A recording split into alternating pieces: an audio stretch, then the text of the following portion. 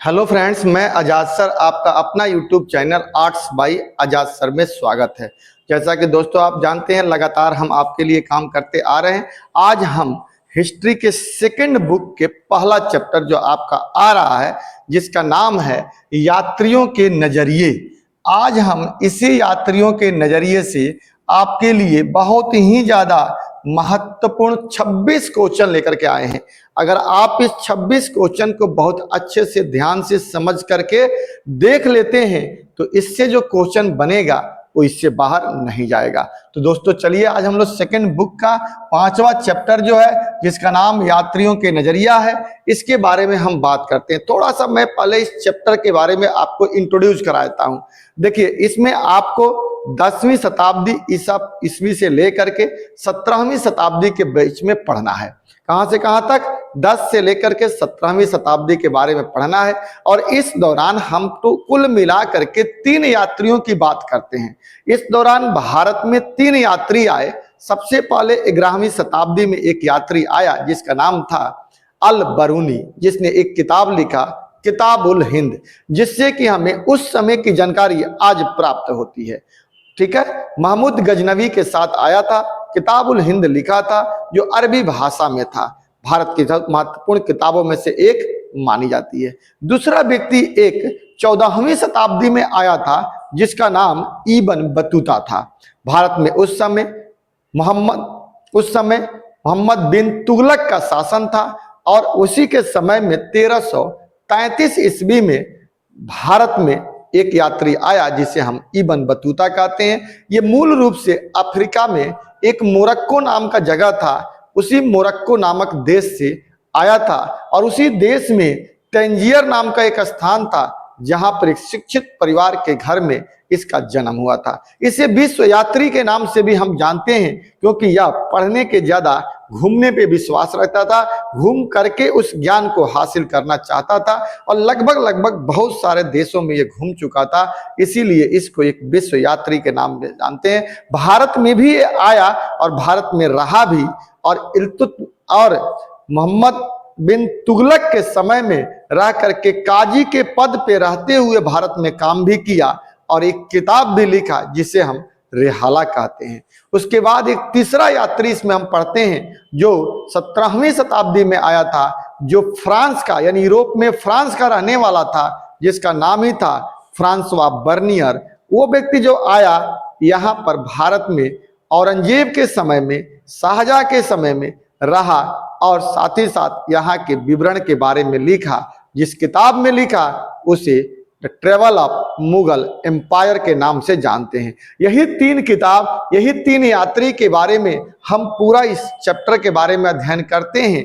इसीलिए, और इनका क्या क्या भारत के प्रति नजरिया रहा, किसने क्या विवरण दिया, उसके बारे में उल्लेख किया गया है। इसीलिए इस चैप्टर का नाम यात्रियों का नजरिया पड़ा, कि यात्री जो आए उनका नजरिया, दृष्टिकोण भारत के प्रति क्या था और उन्होंने क्या देखा और क्या लिखा, इसके बारे में हम समझने की कोशिश करेंगे। उनके जीवन में आने के बाद यहाँ क्या क्या बाधाएं आई, उसको भी हम समझेंगे। अब इसी के आधार पे हम आगे का क्वेश्चन करने जा रहे हैं, जो टोटल 26 ही क्वेश्चन इसमें है। अगला क्वेश्चन सबसे पहला हम करने जा रहे हैं, कह रहा है कि 17वीं शताब्दी में निम्न में से जो यूरोपीय यात्री, यानी यूरोप का रहने वाला, अभी हमने कहा, जो हमने कंसेप्ट आपको अभी 2 से 3 मिनट में समझाया है, उसी के इर्द गिर्द पूरा ये चैप्टर चलेगा। इसलिए कभी भी कंसेप्ट के ऊपर आप ध्यान देने का प्रयास करिएगा।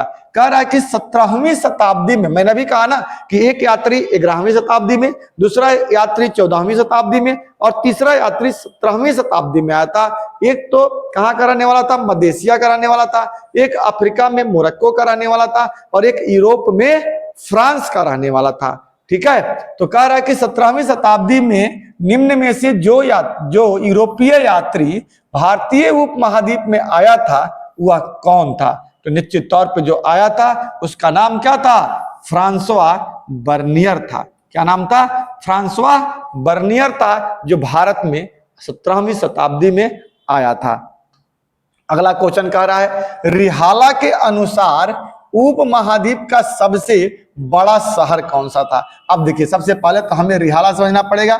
रिहाला एक किताब का नाम था, ठीक है, इसे हम रिहाला या रेहला भी कहते थे। ये किताब था जिसको लिखने वाला व्यक्ति कौन था? इब्न बतूता था। इब्न बतूता, इब्न बतूता ने लिखा था। यानी इब्न बतूता ने एक किताब लिखा था जिस किताब का नाम क्या था? रेहाला था। इसी किताब में उसने दो नगरों के बारे में चर्चा किया है। एक तो दिल्ली के बारे में बताता है कि दिल्ली बहुत ही महत्वपूर्ण और हरा भरा और बहुत ही ज्यादा घना बस्ती था, जो खुशियों का एक शहर था, बहुत विशाल शहर था। और इसी में एक दूसरा शहर दौलताबाद का भी वो उल्लेख करता है। दौलताबाद जो महाराष्ट्र में था उसका भी उल्लेख करता है और कहता है कि दिल्ली तो सबसे महत्वपूर्ण था ही, दौलताबाद भी उसका टक्कर दे रहा था। किसका टक्कर दे रहा था? दिल्ली का टक्कर दे रहा था। तो अब ये सवाल पहला कह रहा है कि बड़ा शहर किसे बताया था? तो बड़ा शहर दिल्ली को बताया था, इसलिए इसका उत्तर क्या हो जाएगा?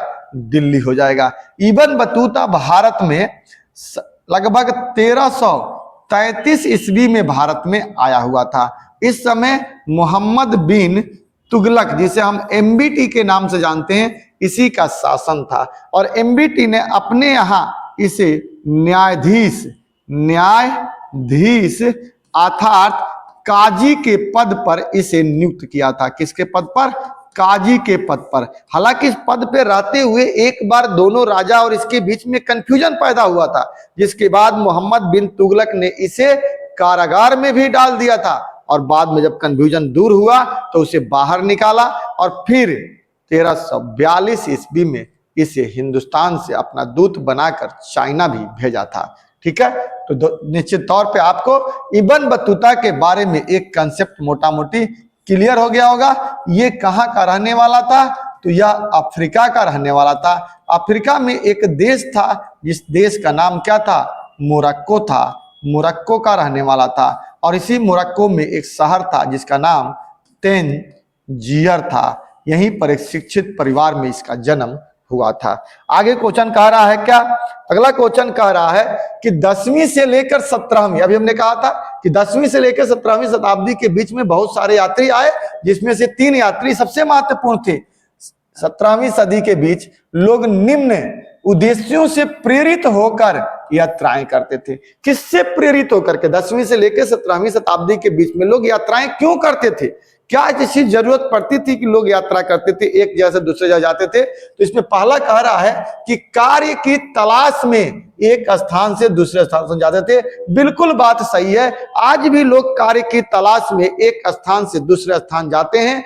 पहले भी लोग एक जगह से दूसरे जगह जाते थे। दूसरा कह रहा है कि साहस की भावना से प्रेरित होकर के निश्चित तौर पे आज भी लोग भ्रमण करते हैं, साहस की भावना से प्रेरित होकर के। और तीसरा, व्यापारियों, सैनिकों, पुरोहितों और तीर्थ यात्राओं के रूप में भी लोग यात्रा करते थे। इसलिए इसका उत्तर क्या हो जाएगा? उपरोक्त सभी हो जाएगा। अब देखिए ना, यहीं से तो क्वेश्चन बनता है कि अब यहीं से 3 नंबर में क्वेश्चन आ जाएगा कि 10वीं से 17वीं सदी के बीच लोग निम्न उद्देश्यों से, किन उद्देश्यों से प्रेरित होकर यात्राएं करते थे। अगर आप ये 3 चीजें याद कर लेते हैं, इन तीनों को एक्सप्लेन कर देते हैं, तो आपका 3 नंबर का क्वेश्चन बिल्कुल ही क्लियर हो जाता है। अर्थात एमसीक्यू से आपका 3 नंबर का लिखने वाला शॉर्ट क्वेश्चन भी क्लियर हो जाएगा। अगला क्वेश्चन क्या कह रहा है कि अल बरूनी की कृति, अभी हमने बताया शुरुआती दौर में अल बरूनी 10वीं शताब्दी में भारत आने वाले में से था, अर्थात तो 11वीं शताब्दी में आया था, 10 में आया था। और किसके साथ? महमूद गजनवी के साथ आया था। तो ये जो आया था, इसने एक किताब लिखा था जिसका नाम था किताबुल हिंद से संबंध में। अब पूछ रहे थे असत्य कथन क्या है? इसमें असत्य क्या है भाई? तो इसकी भाषा सरल और स्पष्ट थी। बिल्कुल बात सही है, इसमें कहीं कोई डाउट नहीं है कि इसकी भाषा सरल और स्पष्ट नहीं थी। बहुत ही आराम से लिखता है। कहते हैं कि द्विभाषी भाषा में लिखता है, द्विगुणीय भाषा में लिखता है। यानी इसमें ये प्रश्न करता है, फिर इसका उत्तर लिखता है। प्रश्न पहले करता है, फिर इसका उत्तर लिखता है, फिर उसकी तुलना करता है, फिर उसका प्रश्न लिखता है, फिर उत्तर लिखता है, फिर इसकी तुलना करता है। इस तरह से ज्यामितीय विधि के अंतर्गत ये लिखता है और टोटल इस किताब में 80 अध्यायों में लिखता है, 80 अध्यायों में कंप्लीट करता है, बहुत ही सरल और स्पष्ट शब्दों में लिखने की कोशिश करता है। तो ये बात तो सही है। इसमें कह रहा है कि दूसरा कि इसमें भारतीय धर्म, दर्शन, त्योहार, खगोल विज्ञान, मूर्ति कला आदि विषय के बारे में जानकारी दी गई है। ये भी बात बिल्कुल सही है, इन सब के बारे में लिखा है। अब कह रहा है ये फारसी भाषा में लिखी गई है, यही बात गलत है। ये फारसी में नहीं, अरबी भाषा में लिखा गया है। किस भाषा में है? अरबी भाषा में लिखा है, इसलिए सी इसका उत्तर होगा। और डी हम देख लेते हैं, विभिन्न विषयों के आधार पर 80 अध्याय में है। निश्चित तौर पे ये क्या है? 80 अध्यायों में ये बुक कंप्लीट होता है। तो दोस्तों इसका प्रश्न का उत्तर सी हो जाएगा, यानी फारसी नहीं लिख करके ये अरबी भाषा में था। देख रहे हैं ना कितनी अच्छी तरह से कंसेप्ट इसका क्लियर है। दोस्तों एकदम मैं आपको एक एक कंसेप्ट बता रहा हूं। अगर आपको ये वीडियो अच्छा लगेगा तो आप मेरे वीडियो को सब्सक्राइब जरूर करिएगा, क्योंकि आगे जब हम आपको पढ़ाएंगे तो निश्चित तौर पे आपको लगेगा कि जब कंसेप्ट पढ़ाएंगे, जब हम आपको कंसेप्चुअल क्वेश्चन लेकर के आएंगे, यानी जब हम सिलेबस पढ़ाना शुरू करेंगे मिड टर्म के बाद, तो आप उस समय पछताएंगे नहीं। आप सब्सक्राइब जरूर कर लीजिएगा ताकि आपके पास वीडियो पहुंचेगा, और लाइक करेंगे तो मनोबल बढ़ेगा, दोस्तों के बीच में शेयर करेंगे तो हमारा फैलाव होगा। तो इसलिए आप इसे जरूर सब्सक्राइब कर लीजिएगा। अगला क्वेश्चन कह रहा है कि इब्न बतूता के संबंध में जो कथन सत्य है वह क्या है भैया? अब इब्न बतूता के बारे में सत्य बातें क्या है? तो इब्न बतूता के यात्रा वृत्तांत का नाम ट्रेवल इन मुगल एम्पायर था। गलत बात है। अभी हमने कहा कि ट्रेवल इन मुगल एम्पायर नहीं, इसके यात्रा वृत्तांत को हम क्या बोलते थे? रिहाला बोलते थे। क्या बोलते थे? रिहाला बोलते थे। तो पहली बात गलत हो गया। सत्य पूछ रहा है, कह रहा है कि इसका जन्म तंजीर के सबसे सम्मानित तथा शिक्षित परिवार में हुआ था। ये बात तो बिल्कुल सत्य है, लेकिन आगे देखते हैं, क्या पता और भी कोई सही निकल जाए, तब तो हम उसमें ढूंढेंगे, और नहीं तो आंसर तो इसका बी होना तय है। अगला कह रहा है कि 1017 में सुल्तान महमूद कई अन्य विद्वानों और कवियों के साथ इब्न बतूता को गजनी लाया। नहीं, बिल्कुल गलत बात है। ये पूरा संबंध किसके बारे में कहा गया है? अल बरूनी के बारे में है। तो ये भी गलत है। उपरोक्त में से कोई नहीं, ऐसा भी नहीं होगा। इसका उत्तर क्या हो जाएगा मेरे भाई? बी हो जाएगा। ये अफ्रीका में मोरक्को शहर में, मोरक्को देश में तंजीर में इसका जन्म हुआ था। ठीक है। अगला क्वेश्चन कह रहा है फ्रांसवा बर्नियर के संबंध में जो कथन असत्य है वह क्या है जी? सारा क्वेश्चन ही कंसेप्चुअल है। असत्य किसके बारे में पूछ रहा है? फ्रांसवा बर्नियर के बारे में पूछ रहा है। वह यूरोप का रहने वाला था। बिल्कुल बात सही है। असत्य पूछ रहा है, सही नहीं, तो ये तो बिल्कुल सही है। अच्छा, वह मुगल दरबार के संग चिकित्सक, बुद्धिजीवी तथा वैज्ञानिक के रूप से जुड़ा हुआ था। बिल्कुल बात सही है। उसने भारत की चित्रण द्वीप विपरीत के नमूने के आधार पे किया था। ये भी बात इसमें क्या है? तो इसको हम देखें तो ये भी सही है। उसने अपने वृत्तांत में दास प्रथा का विवेचना किया था। ये बात गलत है। दास प्रथा के बारे में बताने वाला व्यक्ति कौन था? इब्न बतूता था। इब्न बतूता ने दास प्रथा के बारे में उल्लेख किया है। यहां तक कि जब वो सिंध आया था तो गुजरात में बाजार लगता था और वहां से 2 दास खरीद करके मोहम्मद बिन तुगलक को ले जाकर के भेंट भी दिया था, और वही यहाँ के दासों के बारे में चर्चा करता है। तो उत्तर इसका डी हो जाएगा। अगला क्वेश्चन कह रहा है दोस्तों कि 14 से लेकर 18 के बीच भारत आए यात्रियों ने मुख्यतः किस भाषा में कई यात्रा वृत्तांत लिखे थे? तो जब इससे और इसके बीच में आए थे तो खास करके कौन से लिखे थे? खास करके फारसी भाषा में इन्होंने लिखने का प्रयास किया था। अगला क्वेश्चन कह रहा है कि लोग समुद्री यात्राएं किया करते थे। क्यों करते थे भाई? तो व्यापार करने के लिए, रोमांचकारी अनुभव के लिए, और नए स्थानों की खोज में। इसलिए इसका उत्तर क्या हो जाएगा? उपरोक्त सभी हो जाएगा। नए स्थानों की खोज में भी लोग यात्रा करते थे। वास्को डी गामा इसका एग्जाम्पल है। वास्को डी गामा ने एक यात्रा ही किया था जो भारत की खोज में निकला था, और 1498 में भारत के पश्चिमी तट में केरल पर कालिकट नामक बंदरगाह पर पहुंचा भी था। ठीक है। तो ऐसे में लोग स्थानों की खोज करते थे, रोमांचकारी अनुभव के लिए निकलते थे, व्यापार करने निकलते थे। तो इसका उत्तर क्या हो जाएगा? उपरोक्त सभी हो जाएगा। अगला क्वेश्चन कह रहा है दोस्तों कि रेहला जिस यात्री का यात्रा वृत्तांत है उसका नाम क्या है? तो उसका नाम अभी हमने पीछे चर्चा किया था, इब्न बतूता है। क्या नाम है इसका? इब्न बतूता है।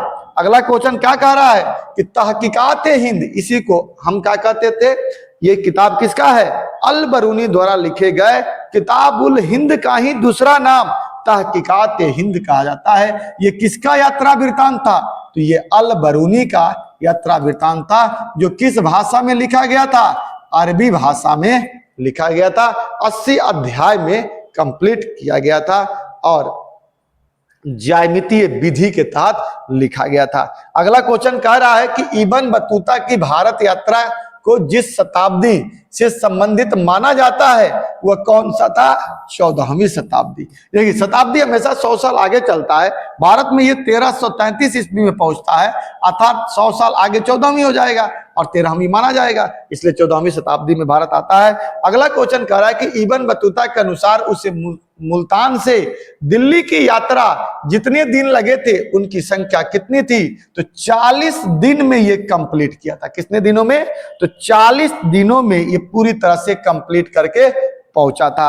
अगला क्वेश्चन क्या कह रहा है दोस्तों, अगला कह रहा है कि मध्य एशिया के रास्ते होकर इब्न बतूता सन 1333 में सिंध स्थल मार्ग से कहां पहुंचा, तो भारत के सिंध में पहुंचा था। कहां पहुंचा था दोस्तों, सिंध प्रांत में पहुंचा था और वहीं से 40 दिन में दिल्ली की यात्रा करके मोहम्मद बिन तुगलक के दरबार में पहुंचा था। ठीक है दोस्तों, अगला क्वेश्चन क्या कह रहा है, अगला कह रहा है कि भारत की डाक व्यवस्था का वर्णन अपने यात्रा वृत्तांत में किसने किया है, तो डाक व्यवस्था का वर्णन इब्न बतूता ने किया है। डाक सिस्टम के बारे में यहाँ किया है, धावक नामक चीज के बारे में किया है, पान और क्या कहते हैं, पान के पत्ते के बारे में उल्लेख किया है, नारियल के बारे में चर्चा बताया है, दिल्ली और दौलताबाद के बारे में बताया है।